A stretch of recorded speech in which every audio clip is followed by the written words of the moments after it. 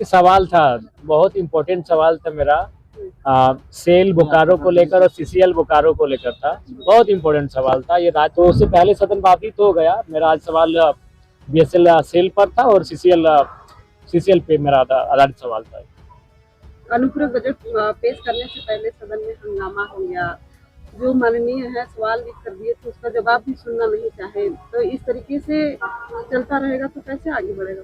देखिए, कम से कम सदन की सार्थकता उसी में है कि सदन में सवाल आए, और सवाल किसी के व्यक्तिगत नहीं होते हैं। जयराम महतो की बकौती वाले सवाल नहीं होते हैं। इतना हल्ला किए हैं, गला उला बैठ गया है। सदन चलने नहीं देगा, चलने नहीं दिए।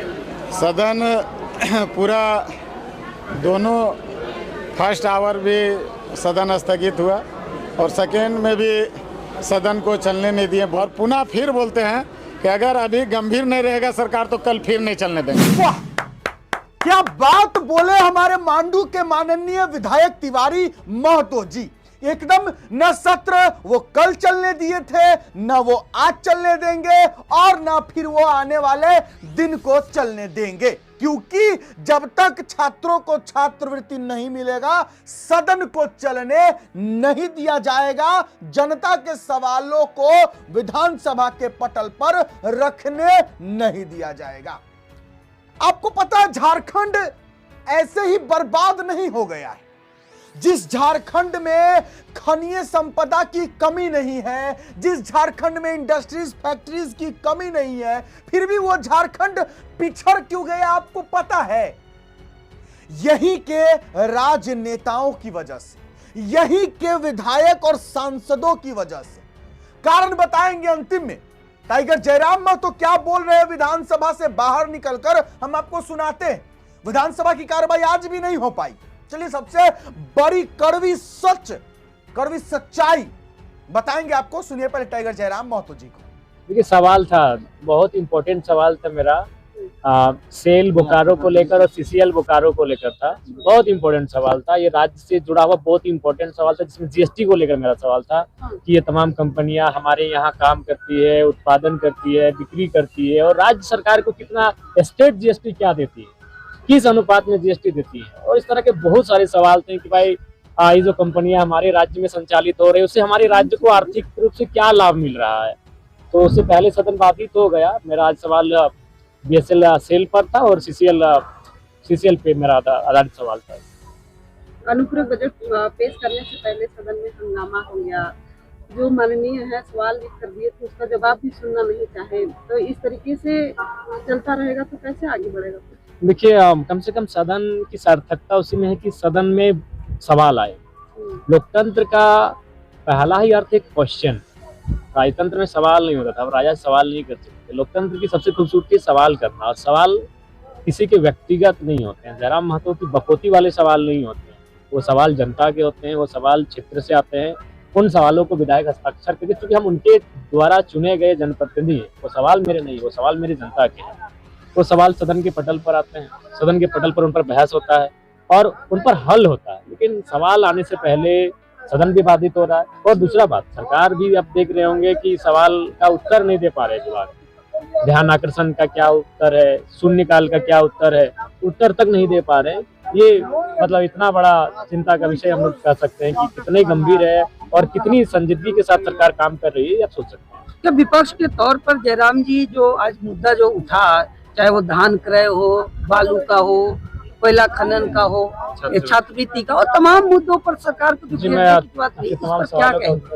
छात्रवृत्ति का जहाँ तक प्रश्न है, छात्रवृत्ति दोनों सरकारों की है। केंद्र का भी अंश होता है, राज्य का भी अंश होता है। और जहाँ तक सूचनाएं बाहर आ रही है उसके अकॉर्डिंग अगर बात करें तो मैं भारतीय जनता पार्टी के जो सचेतक है उनसे मैं मिला। मतलब आप लोग तो राज्य सरकार को छात्रवृत्ति के मामले पर घेर रहे हैं, अच्छी बात है, मैं आपका समर्थन करता हूं, लेकिन इसमें आपका भी अंश है, केंद्र का अंश है। तो केंद्र के अंश पर आपकी क्या राय है? तो उनका कहना है कि केंद्र अंश भेजा गया था, जो केंद्र का हिस्सा होता है वो भेजा गया था, लेकिन आप उसे तभी छात्रों के बीच डिस्ट्रीब्यूट करेंगे जब राज्य का भी अंश हो। ऐसा नहीं कि दिल्ली की सरकार ने आपको 100 रुपए दे दिया और आप छात्रों को बांट दिए, ये नियम नहीं है। राज्य की सरकार का 50 रुपया है तो वो 100 और आपको 50 मिला के बांटना होगा। तो राज्य सरकार अपना जो शेयर होता है वो उसमें ऐड नहीं कर पाई, तो इसलिए केंद्र ने अपना पैसा से उन्हें वापस खींच लिया है। और दूसरा बात, यूटिलिटी सर्टिफिकेट जो होता है वो राज्य सरकार ठीक से उनको नहीं प्रोवाइड कर पा रही है। जिसकी ये तो हो वजह गया, से हाँ, ये तो हो गया छात्रवृत्ति का मामला। दूसरा है बालू में एक बड़ा ही मजाकिया विषय आपके सामने आएगा जब आप जाएंगे क्षेत्र में। जो बालू जहाँ आप हम लोग रखते हैं, डंप करते हैं बालू, डंप यार्ड कहिए फिर जो भी नाम है, वो लीगल है, लेकिन घाट कहीं इलीगल। मतलब इसका मतलब हुआ कि आपका बेसन इलीगल है, फिर वह जब चॉप बनाते तो लीगल हो जाता है। तो बालू अगर आप जहाँ जाके रखते हैं वो यार्ड लीगल, वो सही है यार्ड, हाँ बालू आप ला के रखे हैं ये ठीक है, लेकिन जहाँ से बालू उठा रहे हैं वो इलीगल है। इसलिए राज्य सरकार को सभी जितने भी राज्य में बालू घाट है उन पर उनको डिस्कशन करते हुए, एक विचार करते हुए सभी बालू घाटों की वैधानिक रूप से एक सिस्टमेटिक तौर पे बालू घाटों का संचालन किसी को सौंप दिया जाए, या तो नीलामी के माध्यम से, या तो कोऑपरेटिव सोसाइटी के माध्यम से, ग्राम सभा के माध्यम से, जो भी हो।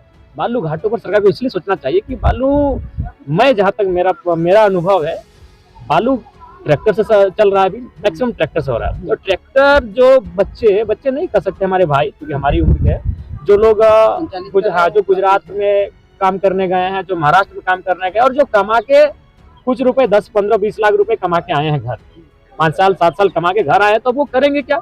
उनको लग रहा है वो ट्रैक्टर में पैसा फंसा रहे हैं।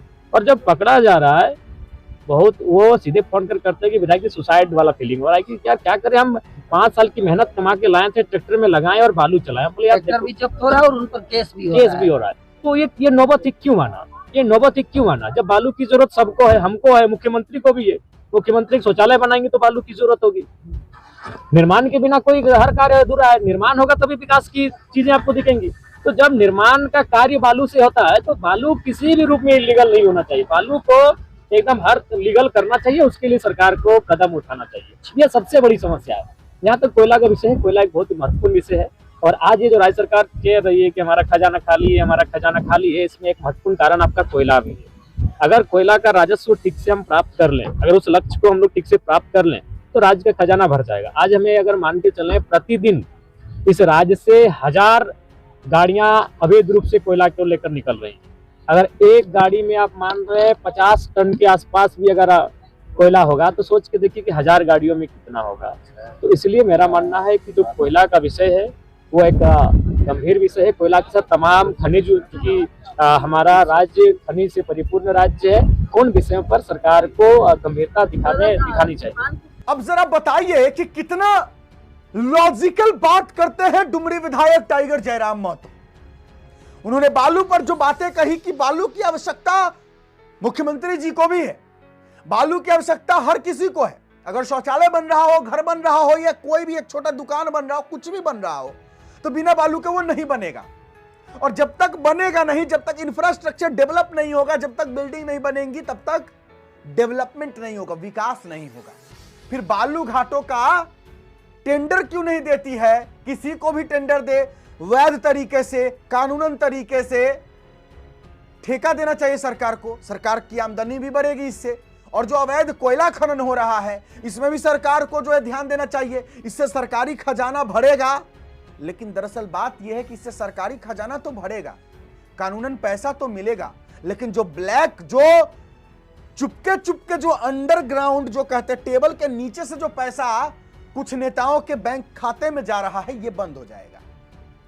तो इसलिए अब शायद सरकार नहीं चाहती होगी इन सब चीजों को कानून करना, क्योंकि गैर कानूनन तरीके से कई नेताओं का घर चलता होगा, अपना साम्राज्य खड़ा करते होंगे, इसलिए नहीं चाहते होंगे कि ऐसा हो कुछ।